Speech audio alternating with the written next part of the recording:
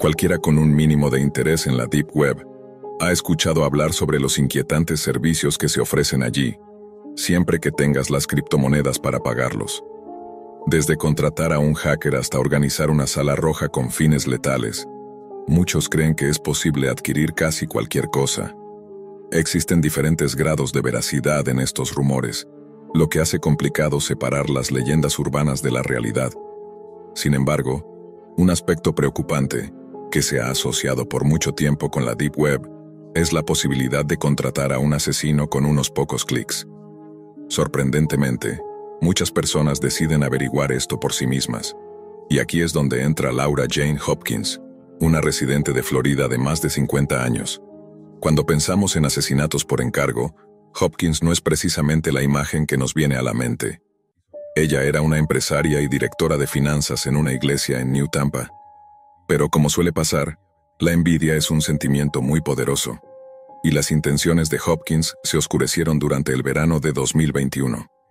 El objeto de su odio no era otro que la esposa de su exnovio. No sabemos de dónde surgía ese resentimiento, pero lo que sí sabemos es que la pareja asistía regularmente a la iglesia de Hopkins, lo que le permitía ver a su objetivo junto a su antiguo amante. Ella quería deshacerse de ellos, sacarlos de su vida. Para llevar a cabo su plan acudió a Tor, donde encontró sorprendentemente sencillo localizar a alguien que ofreciera servicios de asesinato por una tarifa. Así que, el 24 de junio, creó una cuenta en un sitio que se autodenominaba el mercado número 1 de asesinos a sueldo. En ese sitio, había una lista de precios para los clientes interesados. La muerte por golpiza costaba al menos $5,000, un tiroteo al menos $10,000, y contratar a un francotirador más de $20,000. Las tarifas le debieron parecer razonables a Hopkins, ya que al día siguiente publicó en el foro público del sitio solicitando un asesinato rápido en el sur de Florida.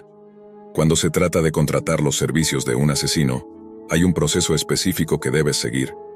Hopkins proporcionó la información personal de su objetivo y adjuntó una foto para facilitar la identificación.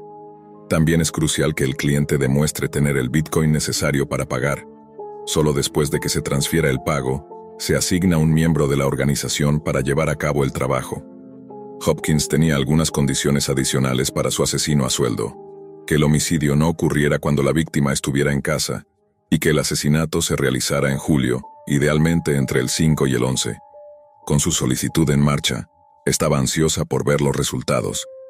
Sin embargo, la fecha que había solicitado pasó, pero su objetivo seguía vivo. Hubo un problema, pero nada que otro pago en Bitcoin no pudiera solucionar. O, tal vez sí. Hubo otro inconveniente, luego un tercero y así sucesivamente. Hopkins realizó 5 pagos al sitio durante su búsqueda de venganza, solo para descubrir que le habían asignado a un asesino con una suerte increíblemente mala. Descontenta con el servicio recibido, Hopkins exigió que alguien con un historial comprobado se encargara del trabajo. Después de haber desembolsado el equivalente a $122,000 en criptomonedas, parecía no estar más cerca de su objetivo. Este fracaso, como mínimo, ameritaba una crítica sarcástica en Yelp. Afortunadamente para ella, pronto sería contactada por alguien que parecía capaz de llevar a cabo el trabajo. Desafortunadamente, ese alguien era un agente del FBI cuya misión era arrestarla. Una vez más, los detalles de cómo ocurrió esto se mantuvieron vagos, con informes que solo indicaban que el FBI fue alertado sobre Hopkins, sin ofrecer más detalles. Había un par de posibilidades. Una opción es que los administradores del sitio informaran a las autoridades, algo que ya ha sucedido al menos una vez con sitios de asesinatos por encargo. La otra posibilidad es que el sitio estuviera siendo dirigido por el FBI, algo bastante común en la Deep Web, donde las autoridades silenciosamente se apoderan de dominios involucrados en actividades ilícitas. Sea cual fuera el caso, los investigadores necesitaban pruebas contundentes de la culpabilidad de Hopkins, y las obtuvieron de una manera bastante interesante. Un agente, haciéndose pasar por el asesino a sueldo, envió un mensaje para cerrar el trato, y luego la contactó por mensaje de texto. Poco después mantuvieron una conversación telefónica grabada en la que discutieron los detalles del asesinato. La clienta aseguró al asesino falso que deseaba que el trabajo se llevara a cabo. Naturalmente, esto requirió otro pago. El agente informó que necesitaría $350 para comprar un revólver. De alguna manera, el hecho de que un supuesto asesino profesional se presentara desarmado no le pareció sospechoso a Hopkins, quien accedió. Inicialmente el agente pidió una transferencia bancaria a través de Western Union, pero Hopkins, con algo de experiencia, insistió en que el pago se hiciera en criptomonedas para mayor seguridad. El agente aceptó y ella utilizó su cuenta de Coinbase. Sí, la misma Coinbase que requiere identificación a nivel de pasaporte para registrarse, y fue arrestada poco después. El arresto tuvo lugar el 22 de septiembre de 2021, y Hopkins se declaró culpable de un cargo de asesinato por encargo el 19 de enero del año siguiente. Unos meses más tarde, fue sentenciada. Actualmente cumple una condena de 6 años y medio por su crimen, y estará bajo supervisión por 3 años adicionales tras su liberación. Además, se le ha ordenado pagar una restitución de $50,000. Todo esto podría haberse evitado si, en lugar de intentar contratar a un asesino, Hopkins hubiera investigado un poco más sobre el negocio de los asesinatos en la Deep Web. De haberlo hecho, habría sabido que el número total de asesinatos confirmados a través de asesinos en la Deep Web es de 0. Gracias al marketing en sitios como Alphabi y otros, la actividad criminal más famosa de la Deep Web es la venta de sustancias ilegales. Aunque se habla mucho de estos mercados, los sistemas que los sustentan rara vez se consideran, y es por eso que, en nuestro siguiente segmento, cubriremos precisamente eso. Esta es la historia de Max Terrell, el hombre al que algunos llaman el señor de la Deep Web. Nacido en 1959, Herman James Vermeer fue un niño inusual. Durante su adolescencia desarrolló un interés por los edificios históricos, y en particular por un búnker nazi de la Segunda Guerra Mundial, en las afueras de su ciudad natal, Rotterdam, en los Países Bajos. Lo había visitado al menos 10 veces durante su infancia, y su fascinación por los búnkeres nunca lo abandonó. Su otra obsesión era la ciencia ficción, un género con el que se sentía tan conectado que intentó hacer que su habitación se pareciera a una nave espacial futurista, llegando al punto de modificar la puerta de su dormitorio para que se abriera electrónicamente. El nombre Terrell fue otro resultado de su adicción a la ciencia ficción. Una vez que adoptó ese apodo, insistió en que todos lo llamaran así, incluidos sus padres. A principios de sus 20, German Johann Sens hizo oficial el cambio de nombre. Se graduó de la universidad a principios de los años 80, tuvo 2 hijos con su pareja, y creó varias empresas enfocadas en informática en rápida sucesión. Si algo estaba claro, era que iba un paso adelante de su tiempo. Sens estaba convencido de que las computadoras serían el futuro, y que la libertad que proporcionarían ayudaría a devolver el poder gubernamental a las manos del pueblo. Para él, pocas cosas eran más importantes que la libertad y la privacidad. Fue esta combinación, junto con su extraña pasión por los búnkeres, lo que lo llevó a iniciar su empresa de alojamiento web a prueba de balas, llamada Cyberbunker. El nombre no era simplemente una estrategia de marketing. En 1995, compró una antigua instalación de la OTAN, construida en los años 50, diseñada para resistir una explosión nuclear de 20 megatones a 6.000 metros de altura. Con 5 pisos subterráneos, había suficiente espacio para construir una empresa. Sens llenó el espacio con servidores y amigos de ideas similares, varios de los cuales eran tan excéntricos como él mismo. Durante una época en la que aún no estaba claro cómo debía funcionar Internet, Sens quería liderar el cambio. En ese momento había poca supervisión, lo que era exactamente lo que este holandés excéntrico creía que debía ser.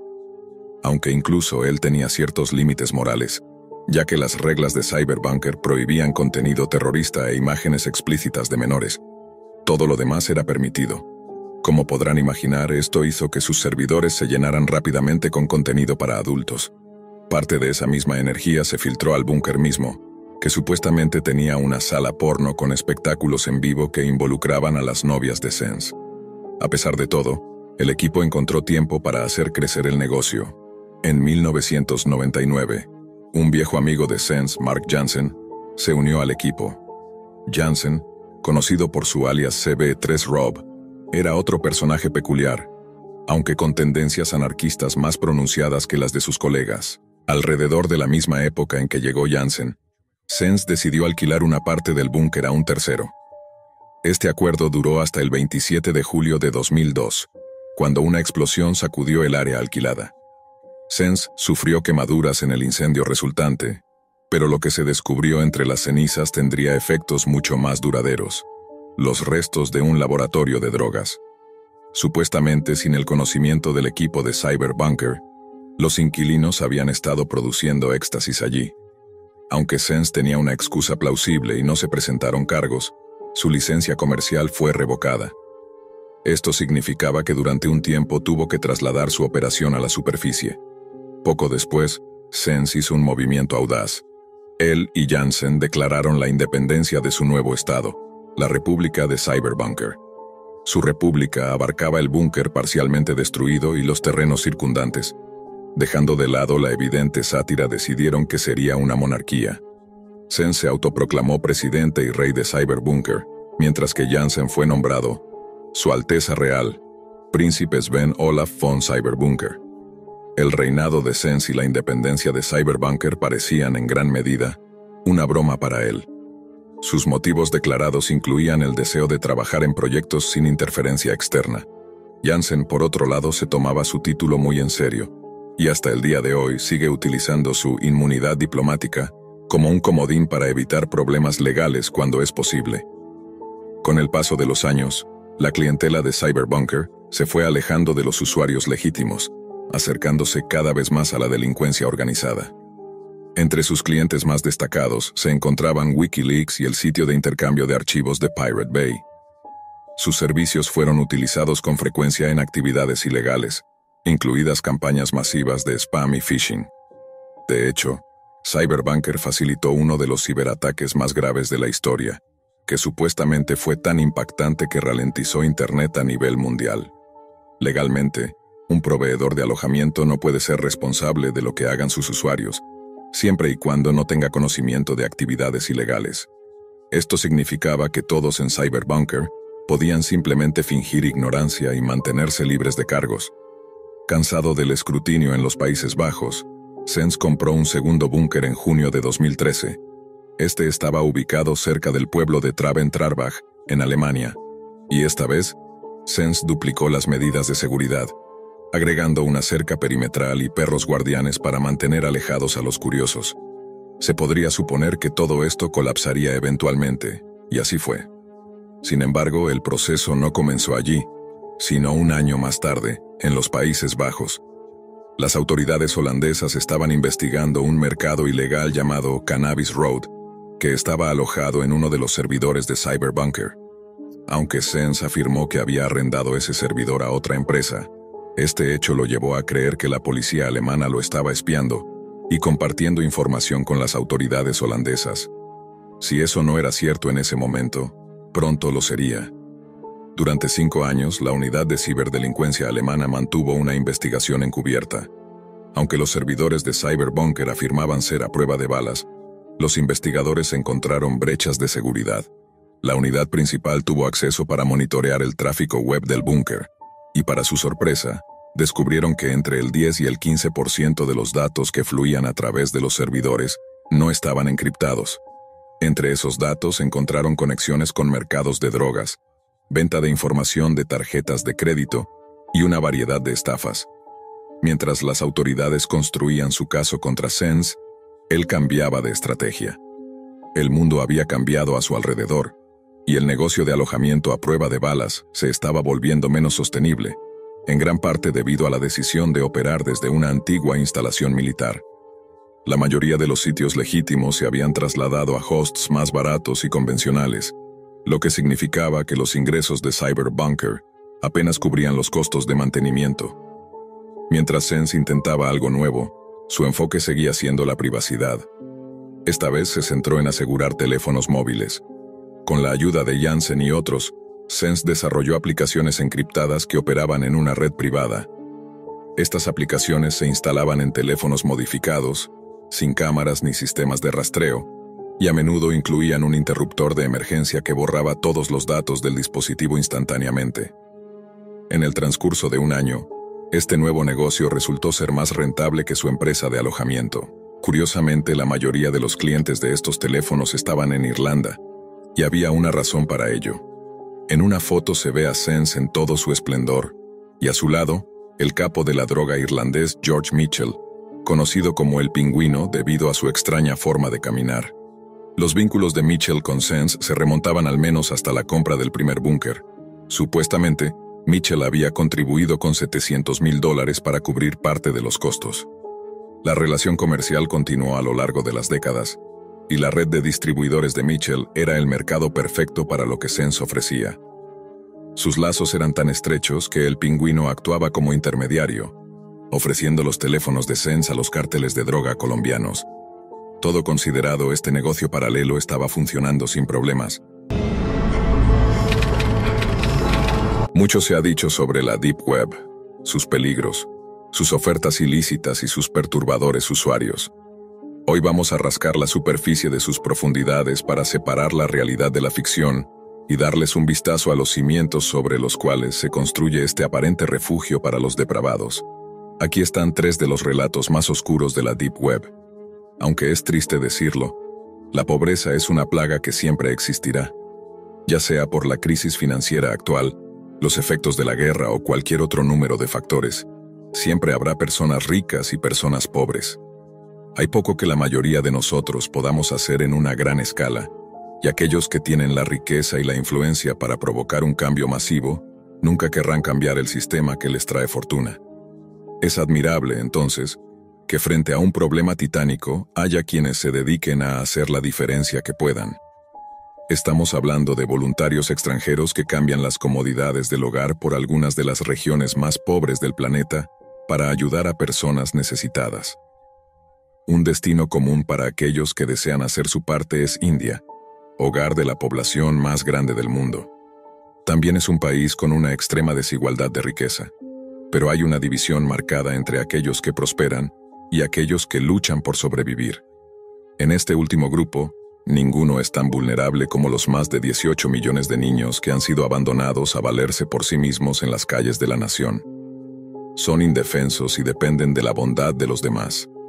Así que, aunque el impacto del trabajo voluntario pueda parecer estadísticamente pequeño, es enorme para los niños que reciben apoyo. Aquellos que dejan atrás sus vidas por ellos son considerados entre lo mejor de nosotros, aunque a veces la realidad puede ser mucho más oscura. Este es Manuel Pérez, un maestro de escuela y filántropo cuyas motivaciones no eran tan puras como parecían. En 2007, a la edad de 24 años, Pérez se fue de España y viajó a Chennai. En la superficie, sus razones parecían virtuosas. Entre 2007 y 2014, fue voluntario en organizaciones sin fines de lucro y trabajó en varios orfanatos en el país. El contexto es que la gran mayoría de los jóvenes abandonados de India no tienen documentación, lo que los hace efectivamente invisibles a gran escala. Como resultado, son blancos fáciles para aquellos con malas intenciones, ya que hay pocos que sepan de los crímenes cometidos contra ellos, y aún menos que realmente les importe. Se sabe poco sobre las interacciones de Pérez con los huérfanos que afirmaba proteger, aunque la información que salió a la luz mucho más tarde hizo que la explotación de al menos un niño a su cargo fuera un hecho innegable. Las pruebas mostraron que se bañaba desnudo y se comportaba inapropiadamente con un menor. Después de sus 7 años en India, Pérez consiguió un trabajo enseñando en Nepal. Hasta donde sabemos, no hay pruebas de que haya cometido crímenes contra los niños a los que enseñó allí. Si esto es porque logró esconderlos o porque genuinamente dejó a los estudiantes en paz, nunca lo sabremos realmente. Sin embargo, como pronto veremos, Pérez tenía una forma alternativa de satisfacer sus oscuros deseos. Regresó a España en julio de 2022 y, como era de esperar, continuó asegurándose de estar siempre rodeado de niños. En septiembre de ese mismo año, Pérez comenzó a trabajar en San Patricio, una escuela privada en Madrid que cuesta más de 200,000 euros al año para asistir. Quizás su alumno más famoso fue un joven príncipe, quien actualmente es segundo en la línea de sucesión al trono de su país. Pérez tenía 2 roles en San Patricio. Era subdirector, y quizás peor aún, jefe de bienestar estudiantil, la parte de la escuela destinada a asegurar el bienestar físico y emocional de los estudiantes. Allí no levantó sospechas, pero detrás de escena, las fuerzas del orden lo vigilaban de cerca, ya que habían recibido información de que estaba compartiendo material abusivo en la Deep Web. La infamia de la Deep Web proviene en gran parte de su conexión con imágenes predatorias ilegales, lo cual no es sorprendente dado su enfoque en la privacidad. El navegador Tor ofrece a los usuarios con conocimientos tecnológicos un grado de anonimato sin igual, siempre y cuando sepan lo que están haciendo. Y donde haya anonimato, siempre habrá personas como Manuel Pérez, listas para mostrar sus lados más oscuros. Desafortunadamente para él, en algún punto cometió un error. Las investigaciones en la Deep Web están envueltas en secreto, por lo que normalmente no se escucha mucho sobre el proceso. Si se dieran detalles, los criminales sabrían cómo ocultar sus huellas. Esta historia no fue la excepción. Los investigadores de la Agencia Nacional del Crimen no dieron pistas sobre qué fue lo que los alertó. Sea lo que sea que tuvieran sobre Pérez, era lo suficientemente fuerte como para obtener autorización para arrestarlo. En noviembre de 2022, cuando la policía allanó su casa en Madrid, el sospechoso fue lo suficientemente descuidado como para dejar la evidencia a la vista.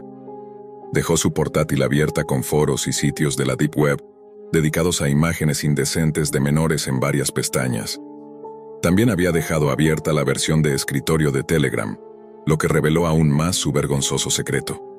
Al examinar la aplicación, los investigadores encontraron conversaciones que documentaban 5 años de interacciones entre Pérez y 2 adolescentes en India.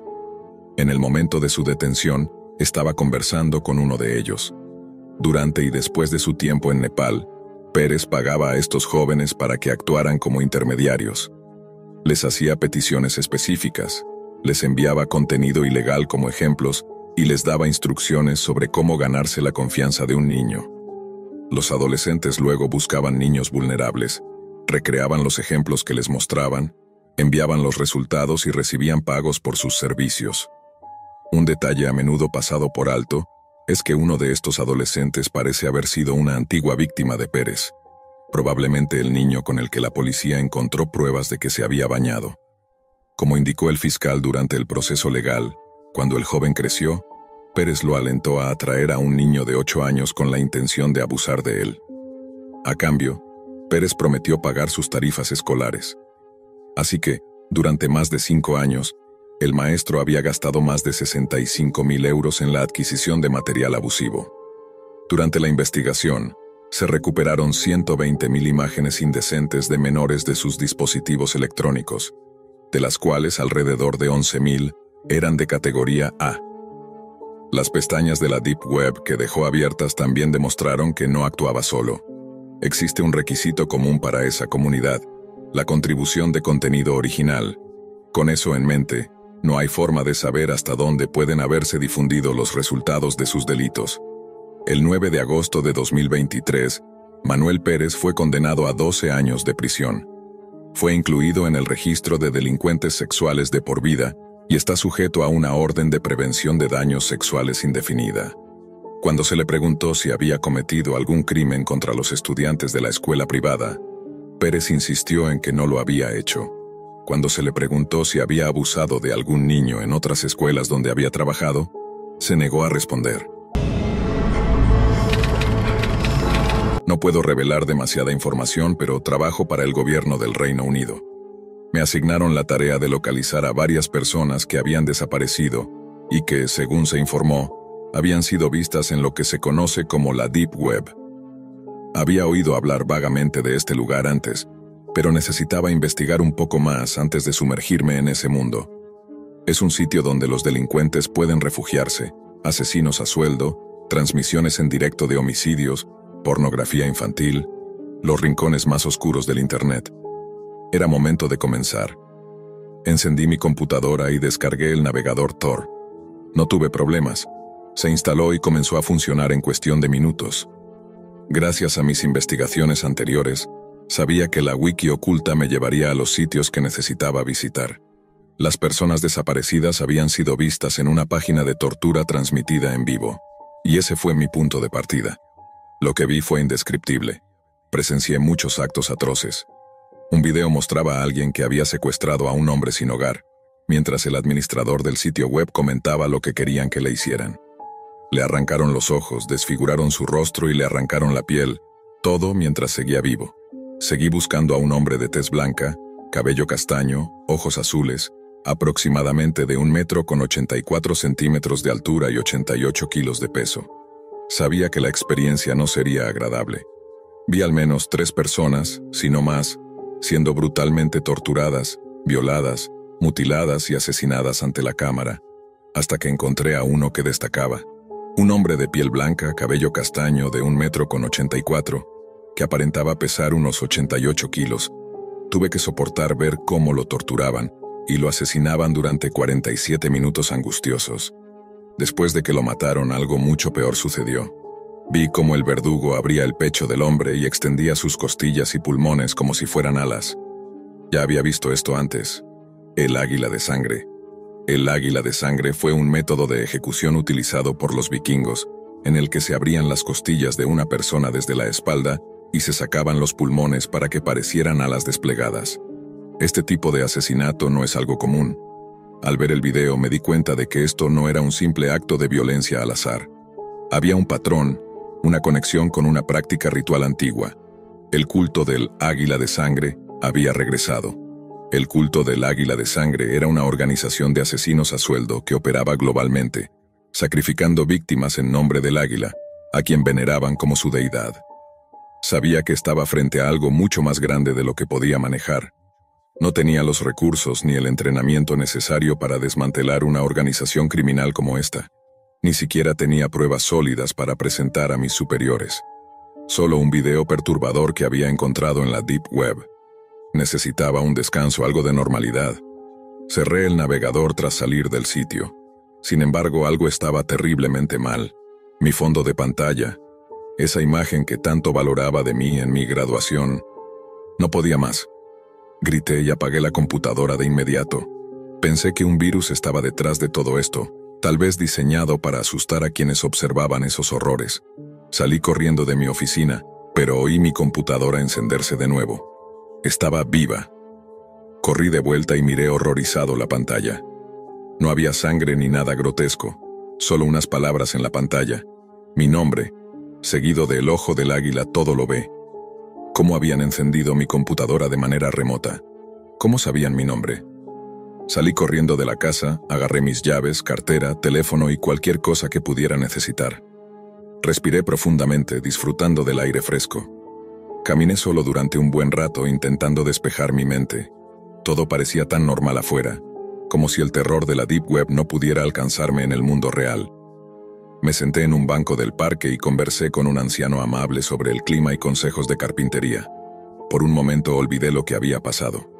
Pero cuando regresé a casa, algo estaba terriblemente mal. La puerta principal estaba entreabierta. Eso era extraño, siempre la dejaba cerrada con llave. Entré y me disculpé en voz alta pensando que mi esposa había llegado del trabajo.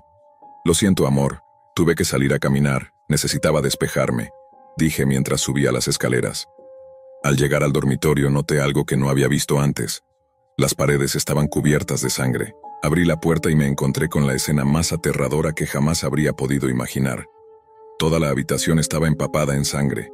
Lo que alguna vez fue el rostro de Jenny, mi esposa, estaba completamente destrozado, irreconocible. Su garganta había sido cortada múltiples veces. He visto la muerte antes, pero nada como esto. Me quedé congelado, incapaz de moverme. Sus pulmones estaban extendidos sobre sus costillas, formando el símbolo del águila de sangre. ¿Cómo había llegado esto tan lejos? Estaba abrumado por la ira, el miedo y una tristeza profunda, cuando una voz interrumpió mis pensamientos. Era una voz distorsionada que venía de mi computadora, que seguía encendida en la oficina. Miré la pantalla y vi un rostro con una máscara en blanco y negro ligeramente pixelado. Grité, «¿Qué has hecho? ¿Quién eres? ¿Qué demonios eres?» La voz respondió, «Somos el águila de sangre. Matamos bajo su mandato. No nos detengas, no lo intentes. No nos busques o tú y los tuyos sufrirán. El águila todo lo ve y puede hacer cosas terribles». Estaba paralizado, incapaz de hablar, sintiéndome completamente responsable de haber traído esta maldición a nuestras vidas. No quería saber más. Solo quería huir de todo esto. Tomé una decisión. Llamé a la policía y les conté lo que había sucedido. Investigaron y concluyeron que había sido un suicidio. No lo podía creer. Pasaron semanas, pero seguía atormentado por lo ocurrido. No podía seguir viviendo allí, así que decidí dejar todo atrás. Reservé un vuelo a Canadá, donde teníamos una pequeña cabaña de madera. Empaqué mi escopeta de confianza y todo el dinero que tenía en dólares canadienses. Abandoné mi vida y renuncié a mi trabajo. Nunca más quise saber de la Deep Web, ni de nada relacionado con ella. Ahora llevo una vida relativamente tranquila. La terapia me ayudó a recuperarme y soy feliz, al menos en la medida de lo posible. Han pasado años y me siento seguro. Casi. Sin embargo, que esto sirva como advertencia para todos. El águila todo lo ve. Si decides buscarla o intentar detenerla, adelante. Pero yo no pagaré por tu funeral, ni por lo que quede de tu cuerpo mutilado. Esta experiencia me ocurrió en la Deep Web, y casi pierdo la vida por ingresar en ella.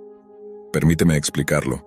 Estaba en la preparatoria en ese entonces, en mi segundo año, y apenas tenía amigos. Solo tenía un compañero en ese momento, que cursaba el tercer año. Lo llamaremos Gabriel. Gabriel era uno de esos chicos que se metían en cosas turbias como las drogas, y fue él quien me habló acerca de la Deep Web, mencionando cómo se podían comprar armas ilegales, drogas y productos robados de diversas compañías. Quise ver de qué se trataba todo ese tema de la Deep Web, así que cuando llegué a casa le envié un mensaje de texto a Gabriel para que me dijera cómo ingresar. Me explicó que debía descargar un navegador llamado Tor para acceder a ella. Así que encendí mi computadora y descargué Tor. Tras configurar algunas cosas más, finalmente estaba dentro de la Deep Web. Gabriel me dijo que debía hacer clic en enlaces sospechosos para adentrarme más. Después de configurar Tor, terminé en un sitio conocido como la Wiki Oculta. Había categorías como drogas, contenido para adultos, pornografía, documentos, etc. Hice clic en documentos, y apareció una lista de enlaces a una variedad de páginas que, la verdad, no me interesaban. Gabriel ya me había advertido acerca de la pornografía ilegal y los asesinatos que podías encontrar en la Deep Web, así que traté de mantenerme lejos de todo eso, ya que me parecía repugnante y enfermizo. Seguí navegando y haciendo clic en diferentes enlaces, hasta que encontré una página llamada Ayuda a Alicia.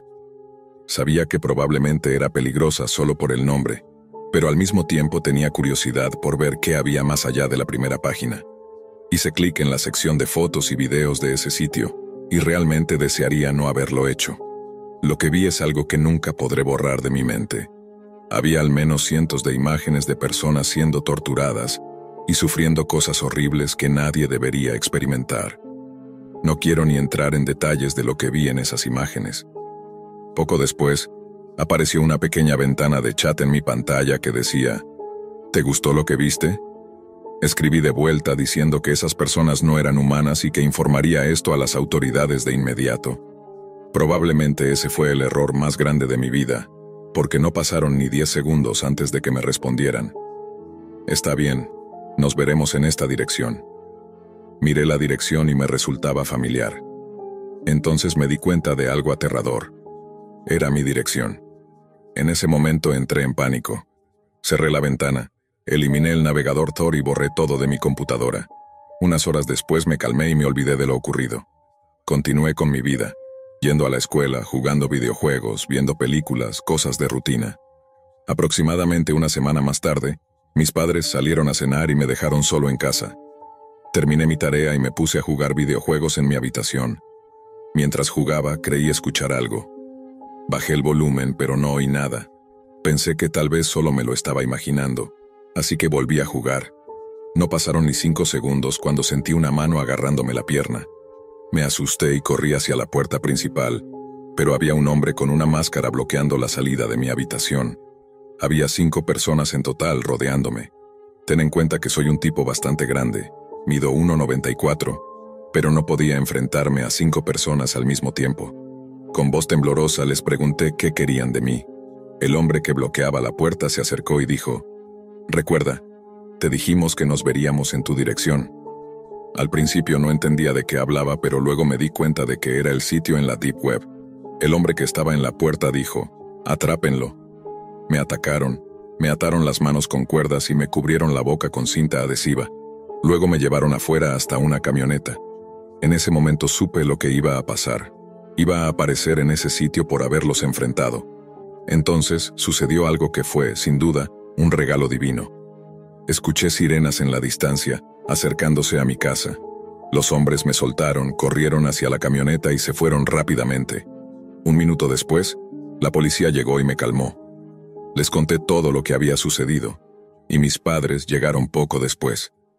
Resulta que mi vecino vio la camioneta blanca estacionada en la entrada de mi casa y se puso sospechoso, así que llamó a la policía. En resumen, los policías nunca encontraron a esos tipos, y eso todavía me atormenta hasta el día de hoy. Nos mudamos fuera del estado, y no quiero volver a tener nada que ver con la Deep Web. No ha pasado nada desde entonces, y espero que nunca vuelva a suceder. Por favor, por el amor de Dios, no cometas el mismo error que yo y mantente alejado de la Deep Web. La Deep Web es en esencia el rincón oculto del Internet que alberga contenido siniestro como drogas, pedófilos, individuos enmascarados y tortura. Nada de eso me llamaba realmente la atención. Mi única motivación para estar en la Deep Web era encontrar información secreta del gobierno y temas similares. Después de buscar varios enlaces relacionados con ese tipo de temas, eventualmente me cansé y decidí explorar otras cosas en la Deep Web. Tenía un VPN activado, así que si alguna vez me topaba con algo ilegal, no podrían atraparme. En ese momento, encontré un enlace que me llevó a un sitio web. El sitio se llamaba La Habitación y tenía una breve descripción. Básicamente, era un lugar donde transmitían películas ilegales de tortura y asesinatos. Había una caja de video negra con un botón de reproducción. Mi curiosidad fue más fuerte, así que le di clic al botón. La pantalla se volvió negra y apareció un temporizador junto con un cuadro de chat en vivo, lleno de gente que esperaba algo. El temporizador mostraba 3 minutos para que comenzara el espectáculo. Sentí intriga y decidí escribir en el chat, preguntando por qué todos estaban esperando. Todos respondieron que era una transmisión en vivo de un asesinato. No me gustó para nada esa respuesta y puse el cursor sobre la X para cerrar la página. Pero justo cuando iba a hacer clic para salir, apareció un texto en la pantalla negra que decía: «Es la hora del espectáculo». Decidí quedarme unos momentos más para ver qué sucedería. La imagen cambió y mostró a una mujer atada a una silla en una habitación con poca iluminación. Luego, un hombre con una máscara apareció en escena. El individuo enmascarado miró directamente a la cámara y dijo: «Es hora del sufrimiento». Abrió una puerta y la cerró detrás de él. Unos segundos más tarde, regresó con un perro atado a una cadena. El animal ladraba frenéticamente de manera violenta. Era un pitbull, y supe de inmediato lo que iba a suceder. El pitbull se abalanzó sobre la mujer, aún atada a la silla, y comenzó a atacarla. Ella gritaba de dolor mientras el perro la mordía y desgarraba su carne. Después de unos minutos, los gritos cesaron, y la mujer murió. El hombre enmascarado salió de la habitación con el perro, dejando el cuerpo destrozado de la mujer. Cerré el video de inmediato y borré el navegador Tor. Nunca más, y lo repito, nunca más volveré a entrar en la Deep Web. Después de cerrar todo, me quedé sentado frente a la pantalla, aún en estado de shock. No podía creer lo que acababa de presenciar. Sabía que la Deep Web era un lugar peligroso, pero nunca imaginé que me toparía con algo tan brutal y horrendo. Por más que intentaba sacarme las imágenes de la cabeza, cada detalle de lo ocurrido seguía repitiéndose en mi mente, como si estuviera grabado a fuego. Me di cuenta de que había cruzado una línea que jamás debía haber traspasado. Los días siguientes fueron una lucha constante para intentar olvidar lo sucedido. No podía concentrarme en nada y por las noches las pesadillas no me dejaban en paz. Soñaba con la mujer, con el perro, con el hombre de la máscara. Sentía una mezcla de culpa y miedo, preguntándome si de alguna manera podrían rastrear lo que vi. A pesar de haber borrado todo rastro, no podía dejar de pensar en lo que había hecho al entrar en esa parte oscura del Internet. Finalmente, decidí hablar con alguien de confianza. No di detalles específicos, pero le conté que había visto algo perturbador en la Deep Web. Me aconsejaron que jamás volviera a entrar y que intentara enfocarme en algo positivo para distraerme. Aunque sé que ese episodio me marcará de por vida, ahora tengo claro que hay lugares del Internet que es mejor no explorar, y que la curiosidad en algunos casos puede llevarte a ver cosas que jamás podrás olvidar. Entrar en la Deep Web fue uno de los errores más absurdos que he cometido. La Deep Web es el hogar de todo tipo de cosas inquietantes, como drogas, pornografía extrema, servicios de asesinato por encargo y tortura. Primero escuché sobre ella por mi primo. Me habló de todas las cosas horribles que había visto allí. Por supuesto, no le creí ni una palabra y realmente no me importó. Me sonaba completamente falso. Hace poco volví a hablar con mi primo sobre el tema, y me dijo qué hacer y qué no hacer en la Deep Web. Me aconsejó que evitara todo contenido ilegal, como la pornografía infantil y cosas similares. También me dio algunas recomendaciones importantes sobre lo que no debía hacer. Primero, no hacer clic en enlaces sospechosos. Segundo, nunca usar una computadora con Windows para acceder a la Deep Web. Tercero, jamás comprar nada en la Deep Web. Y cuarto, no confiar en nadie ni en nada. De todas formas, encendí mi computadora y descargué Tor, un navegador especial para acceder a la Deep Web. En cuestión de minutos ya estaba explorando la Deep Web, revisando enlaces y páginas. No era nada demasiado oscuro al principio, solo algunos foros y sitios relacionados con drogas. En general era aburrido, y como no me interesaban las drogas, seguí adelante. Entonces encontré un enlace que resaltaba en rojo. Todos los demás eran de color azul. Por curiosidad hice clic en el enlace rojo que me llevó a un sitio llamado No hay escapatoria. El sitio trataba básicamente de experimentos humanos. Vi un video donde una mujer estaba desnuda y atada a una silla. La mujer parecía hambrienta, agotada, estresada y sedienta. Había un cronómetro en la pantalla que marcaba 3 días, 6 horas y 48 minutos. Al principio no lo entendí, pero luego me di cuenta de que indicaba cuánto tiempo había estado la mujer allí. Me sentí perturbado y cerré la página. Me fui al teléfono y me puse a jugar Minecraft durante más o menos media hora. Luego recibí una llamada desde un número desconocido. Pensé que tal vez era alguien que conocía, quizás una broma, o alguien que se había confundido de número. Contesté y escuché una voz. Era un hombre, pero no lo reconocí. La voz me dijo: «Hola, Diego. ¿Te gustó lo que viste?». Dijo mi nombre. ¿Cómo sabía mi nombre? ¿Cómo consiguió mi número de teléfono? Colgué de inmediato y volví a la computadora. Sabía exactamente a qué se refería. Borré el navegador Tor y eliminé todo de mi computadora. Nunca volví a entrar en la Deep Web. Mi mejor amigo Adrián y yo estábamos completamente obsesionados con la violencia y el contenido gore. Veíamos todas las películas más sangrientas y alocadas que podíamos encontrar en nuestra incansable búsqueda de filmes aún más extremos y violentos. Llegó un punto en el que ya no nos quedaba nada interesante por ver. La calidad de las películas que terminábamos viendo seguía empeorando, hasta el punto en que ya no podían satisfacer nuestra necesidad de escenas exageradas y muerte ficticia. Entonces Adrián tuvo lo que consideró una idea brillante. Todo lo que veíamos era falso. ¿Qué mejor manera de satisfacer nuestra sed de violencia que ver algo real? Adrián había escuchado a su hermano hablar de algo llamado la Deep Web, un lugar donde podríamos encontrar videos de personas siendo brutalmente lastimadas. Nada de efectos especiales cutres ni colorantes rojos para alimentos. Me dijo que iba a hablar con su hermano para averiguar cómo acceder, y que vendría a mi casa al día siguiente para comenzar. Salió corriendo a su casa, mientras yo pasé el resto del día viendo películas de terror malísimas en Netflix. Al día siguiente, me desperté con el sonido de mi teléfono. Era un mensaje de Adrián. «Amigo, estoy afuera. Levántate». Estábamos en vacaciones de primavera, y mi madre estaba fuera de la ciudad por trabajo, así que tenía la casa solo para mí.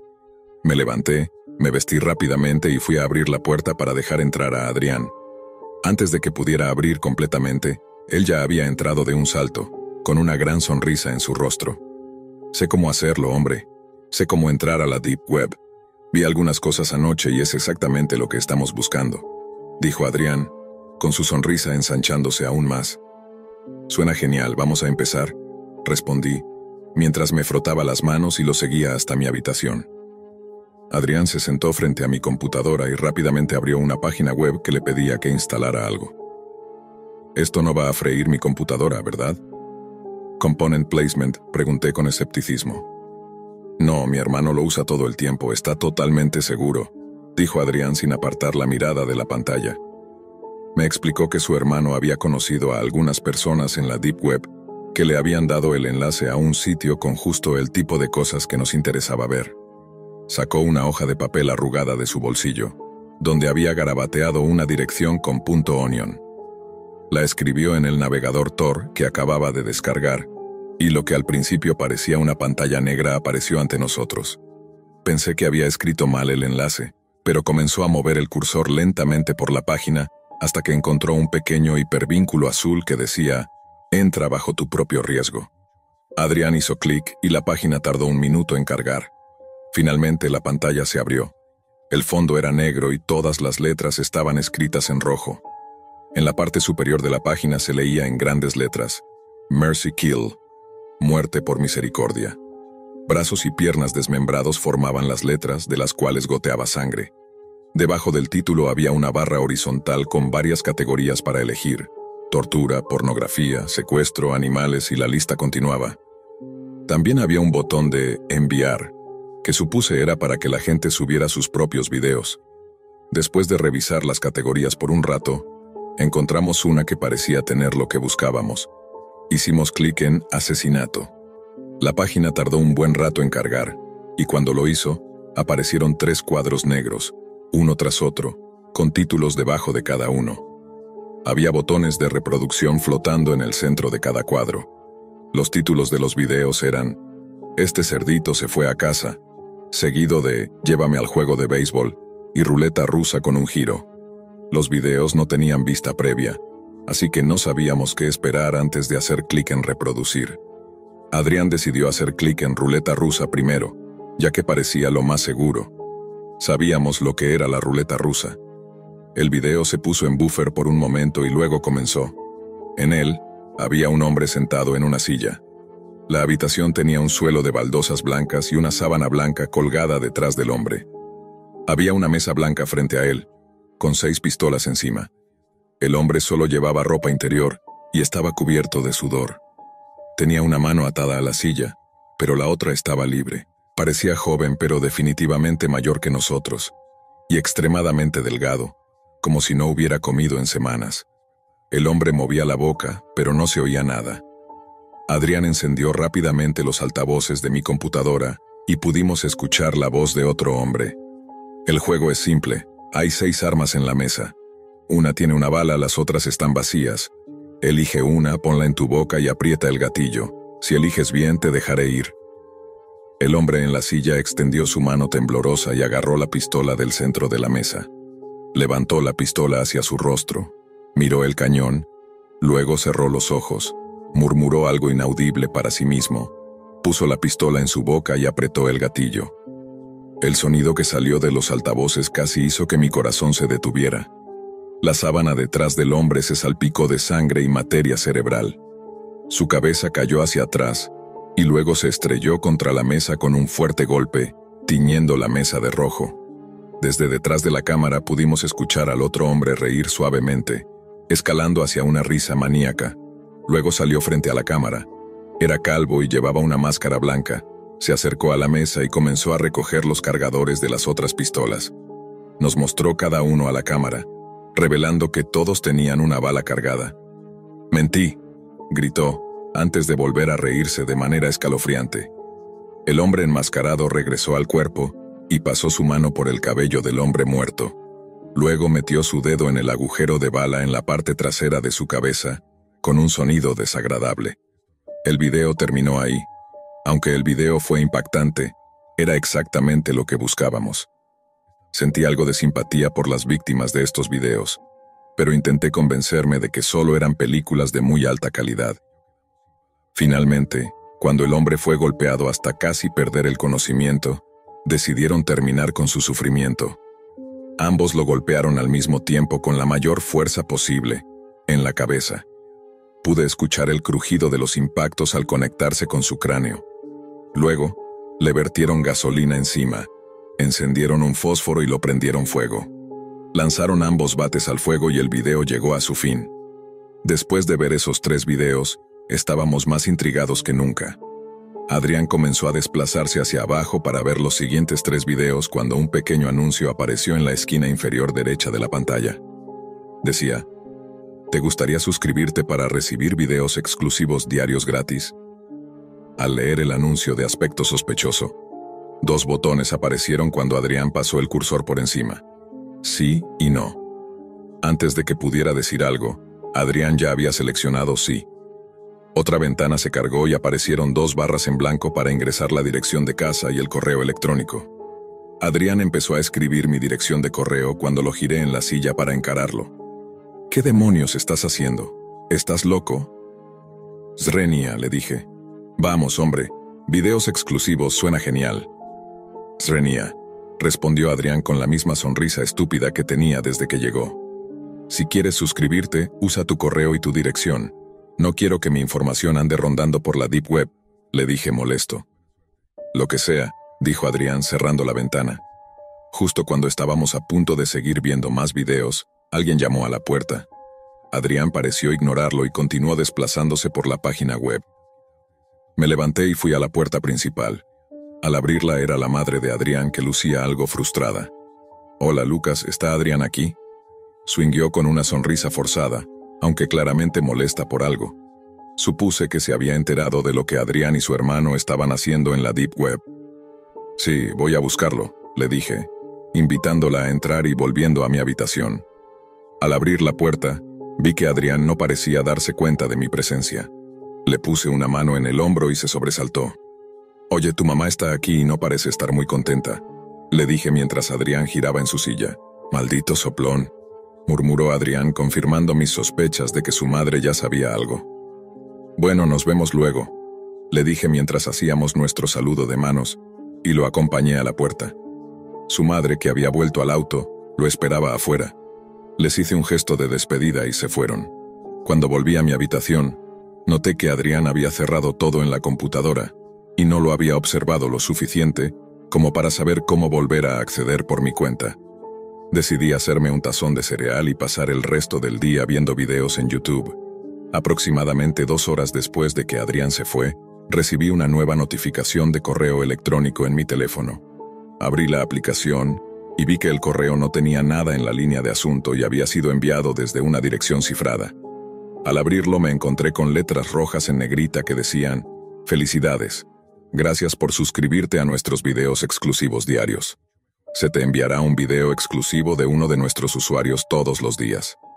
Puedes cancelar tu suscripción en cualquier momento. Entrega estimada. Mañana a las 6 de la tarde». ¿Qué demonios? Swing, murmuré para mí mismo. Adrián me había suscrito mientras yo no estaba en la habitación. Ahora mi dirección de correo electrónico podría estar flotando por cualquier rincón de la Deep Web para que cualquiera la viera. ¿Qué iba a ser entregado mañana? Pensé que solo se trataba de videos. ¿Por qué no podían enviármelos por correo electrónico? Le envié un mensaje de texto a Adrián llamándolo idiota por haber hecho algo tan estúpido sin mi permiso, pero no recibí respuesta. Eventualmente me calmé y continué con mi día como siempre. Me quedé despierto hasta tarde jugando videojuegos con algunos de mis otros amigos, y finalmente me fui a la cama. Al día siguiente, me desperté alrededor de las 3 de la tarde. Le mandé un mensaje a Adrián para ver si quería venir a ver más videos. Esperaba que dijera que sí, para que pudiera enseñarme cómo acceder al sitio por mi cuenta, pero nuevamente no recibí respuesta.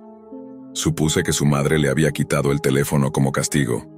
Mi madre me había dejado una lista de cosas para hacer en la casa, y una de ellas era revisar el correo todos los días. Salí al final del camino de entrada y eché un vistazo rápido a mi alrededor, cuando vi una ambulancia y 2 coches de policía estacionados frente a una casa a unas puertas de distancia. Había cintas de precaución amarillas, pero todo lo que sucedía más allá estaba bloqueado por un coche. No sabía quién vivía allí, pero esperaba que todo estuviera bien. Abrí el buzón y dentro había un solo sobre negro con las letras MK estampadas en rojo en la esquina superior derecha. Había olvidado completamente que estaba esperando una entrega del sitio web para hoy. Volví adentro y rasgué el sobre. Contenía una pequeña unidad USB. La llevé a mi habitación y me debatía entre si valía la pena correr el riesgo de conectarla a mi computadora o no. Después de unos segundos de reflexión decidí hacerlo. Al conectarla se abrió una carpeta en mi computadora con un archivo en formato MP4 dentro titulado «Cariño, ya estoy en casa». Hice doble clic en el archivo y mi reproductor de medios comenzó a reproducir el video. El video estaba oscuro y borroso, sin sonido. Pude ver una luz tenue que empezaba a iluminar la escena, que pronto reconocí como los faros de un coche. A medida que los faros se acercaban, noté que estaba mirando la entrada de una casa. Pude ver la esquina de la puerta del garaje en la parte inferior derecha del video. La cámara estaba colgada encima del garaje, inclinada hacia abajo para captar a cualquiera que se acercara a la casa. Los faros se hicieron más y más brillantes hasta que el coche, un gran Cadillac negro, se detuvo en la entrada. Los faros se apagaron, haciendo que el video se viera aún más oscuro, pero podía distinguir lo suficiente. La puerta del coche se abrió y un hombre con traje salió del vehículo.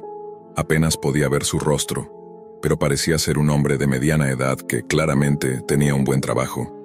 Cerró la puerta del conductor y abrió la puerta trasera. Mientras se inclinaba hacia el asiento trasero, presumiblemente para recoger algo, una figura grande apareció en el encuadre. El nuevo hombre estaba vestido completamente de negro y llevaba una capucha que cubría la mayor parte de su rostro. Tenía las manos en los bolsillos de su sudadera y se acercó sigilosamente al hombre del traje, que seguía hurgando en el asiento trasero de su coche. El encapuchado agarró al hombre de negocios por el hombro y lo giró para encararlo. El hombre del traje levantó las manos en señal de rendición, pero el encapuchado sacó un cuchillo grande de su bolsillo y lo hundió repetidamente en el estómago del hombre. Luego levantó el cuchillo a través de su cuerpo, rasgando la chaqueta del traje. A través del video borroso, pude ver cómo la camisa blanca del hombre se teñía completamente de rojo. El hombre de negocios cayó de rodillas junto al coche. Entonces, el encapuchado lo agarró por el cuello, estrelló su cabeza contra el vehículo y procedió a golpearla repetidamente con la puerta del coche, hasta que su cabeza quedó convertida en una masa plana y ensangrentada. Nuevamente el video logró entretenerme. De hecho, fue más fácil desconectarme de la tragedia de ese pobre hombre, ya que la calidad de la cámara no era muy buena y no podía distinguir bien sus expresiones. Le envié un mensaje de texto a Adrián para informarle que había recibido el video exclusivo, pero no hubo respuesta. Saqué la unidad USB de mi computadora y la dejé en mi escritorio. Me preparé una cena rápida en el microondas y encendí la televisión. Casi nunca veía televisión, y lo último que mi madre había visto antes de irse eran las noticias, así que eso fue lo que apareció en la pantalla. El banner debajo del presentador decía: "Hombre brutalmente asesinado frente a su casa". Lo siento, pero no mencionaré mi comunidad por razones de seguridad. Recordé los coches de policía y la ambulancia que había visto más temprano, y supe que ese debía ser el lugar donde ocurrió el asesinato. No fue hasta que el presentador dio más detalles que me di cuenta de algo aterrador. El hombre fue hallado muerto en su entrada anoche, con múltiples heridas de arma blanca y un severo trauma en la cabeza. La víctima ha sido identificada como Miguel Falcón, padre de 2 hijos y esposo dedicado. Si tienes alguna información que pueda ayudar en la investigación en curso, por favor, llama a nuestra línea de denuncias, declaró el presentador. Me levanté del sofá de inmediato y corrí a mi habitación en busca de la unidad USB. La agarré y la conecté a mi computadora lo más rápido que pude, con las manos temblorosas. Hice doble clic en la carpeta donde una vez estuvo el video, pero ya no estaba. Pensé que tal vez lo había eliminado o movido por error, así que busqué en cada carpeta de mi computadora, pero no apareció en ninguna parte. Entré en pánico y me apresuré a buscar el sobre en el que había venido la USB. Por suerte aún estaba cerca de la parte superior del basurero. Lo saqué y lo examiné nuevamente. Esta vez, me di cuenta de algo que no había notado antes. El sobre no tenía sello. No fue enviado por correo, lo entregaron a mano. Tomé mi celular para llamar a la policía, pero dudé. ¿Y si la policía pensaba que fui yo? Incluso si no lo creían, podría meterme en problemas por haber entrado en la Deep Web.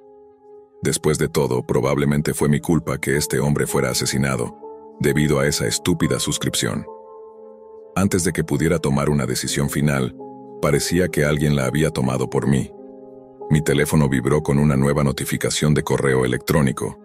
Hice clic en la notificación y el correo llenó la pantalla. En letras grandes y en negrita, el mensaje decía: "No vayas a la policía. Tu suscripción ha sido cancelada". Adjunto al correo había un archivo. Al abrirlo, un escalofrío recorrió mi cuerpo, erizándome la piel. Era una foto de mí, tomada desde la ventana de la cocina. Estaba sentado en el sofá con la cena de microondas en la mano, y las noticias seguían encendidas en la televisión. La foto había sido tomada solo unos minutos antes de que recibiera el correo electrónico. En ese momento, el miedo se apoderó de mí. A pesar del terror, decidí no llamar a la policía. Cerré todas las puertas para evitar cualquier ruido y me acosté, mirando al techo, escuchando cada pequeño sonido. En algún punto, mi cuerpo cedió y me quedé profundamente dormido. Me desperté con el sonido de platos chocando. Me senté en la cama y escuché por un rato más, hasta que oí lo que parecía una silla arrastrándose levemente por el suelo. Me levanté lentamente y agarré el cuchillo que había dejado en mi mesita de noche. Tenía el estómago revuelto y ya estaba sudando frío. Al agarrar el pomo de la puerta, desbloquearla produjo un pequeño clic, que en ese momento me pareció el sonido más fuerte del mundo. Abrí la puerta y asomé la cabeza al pasillo. Miré hacia la sala de estar, pero estaba demasiado oscuro para ver algo a esa distancia. Salí al pasillo con cuidado, dando pasos lo más silenciosos posible. Mi corazón latía tan fuerte que parecía que intentaba salir de mi pecho. La puerta de la habitación de mi madre seguía cerrada, tal como había estado desde que se fue. Logré llegar a la sala de estar, pero no quería encender la luz y alertar a cualquiera de mi presencia, ya que seguramente ya sabían que estaba allí. Miré hacia la puerta y noté que había una silla apoyada contra el pomo, algo que yo no había puesto allí. Apenas tuve tiempo de comprender lo que eso significaba antes de que alguien me agarrara por detrás y una mano me tapara la boca. El cuchillo casi se me resbaló de la mano, pero logré mantenerlo. Lo giré en mi mano, para que la hoja apuntara hacia atrás, y lo apuñalé con todas mis fuerzas en la pierna de mi atacante, lo que provocó un grito de dolor. Su agarre sobre mí se aflojó, y vi que él también tenía un cuchillo. Comenzó a decir algo, pero fue interrumpido cuando arranqué el cuchillo de su pierna y me giré para clavarlo profundamente en su estómago. El hombre dejó escapar un gran suspiro y sus brazos cayeron a sus costados. Cayó de rodillas y luego se desplomó boca abajo en el suelo. Corrí a buscar el interruptor de la luz. Después de unos segundos de tanteo en la oscuridad lo encontré. Al encender la luz miré mis manos, que estaban cubiertas de sangre, al igual que el interruptor y el cuchillo. Me giré para enfrentar a mi atacante. Parecía mucho más pequeño que el hombre que había visto en el video de la entrada, pero llevaba una sudadera con capucha negra. Lo agarré por el brazo, lo giré boca arriba, y lo que vi me dejó congelado en estado de shock. La persona que me había atacado en mi propia casa era Adrián. No podía creer lo que estaba viendo. ¿Por qué haría algo así? ¿Iba a matarme? Nos conocíamos desde el 3er grado. Éramos mejores amigos. Lágrimas comenzaron a correr por mi rostro. Acababa de matar a mi mejor amigo y no entendía nada de lo que estaba pasando. Después de lo que parecieron horas de pensar y llorar, decidí que finalmente era hora de llamar a la policía y explicar lo que había sucedido. Mientras tambaleaba hacia mi escritorio, vi un mensaje de texto de Adrián, enviado apenas una hora antes. Oye hombre, no sé cómo explicarlo, pero alguien va tras nosotros. Estoy yendo hacia allá ahora. Tengo la llave que me diste. Estaremos más seguros si estamos juntos. Leí el mensaje justo cuando recibí 2 correos electrónicos del remitente anónimo. Seleccioné el primero. Había un enlace dentro. No podía abrirlo desde mi teléfono, así que encendí mi computadora y lo escribí en el navegador Tor. La página de la Deep Web, Mercy Kill, se abrió nuevamente. Era la misma página que Adrián y yo habíamos estado viendo unos días antes, y me llevó directamente a un video. El video estaba en visión nocturna, con ese verde brillante característico, y la cámara estaba oculta en un lugar alto. De inmediato, reconocí mi propia sala de estar, y supe lo que venía a continuación. Me vi a mí mismo apuñalando a Adrián en la pierna y el estómago. Vi cómo se desplomaba lentamente en el suelo, rodeado de un charco de sangre. El video estaba titulado Ops, y justo debajo había un mensaje que decía, «Gracias por tu envío». En ese momento mi tristeza se convirtió en ira. Juré vengarme de quien me había forzado a hacerle esto a mi mejor amigo. Arranqué mi teléfono del escritorio y procedí a abrir el segundo correo electrónico. Este tenía un archivo adjunto. Hice clic en él y una foto se abrió. Al girar mi teléfono de lado, la imagen se agrandó en la pantalla.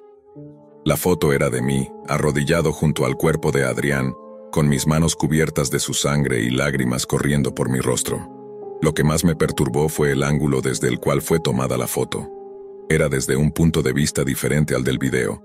La única manera en que alguien podría haber tomado esta foto era desde dentro de la casa, en el pasillo.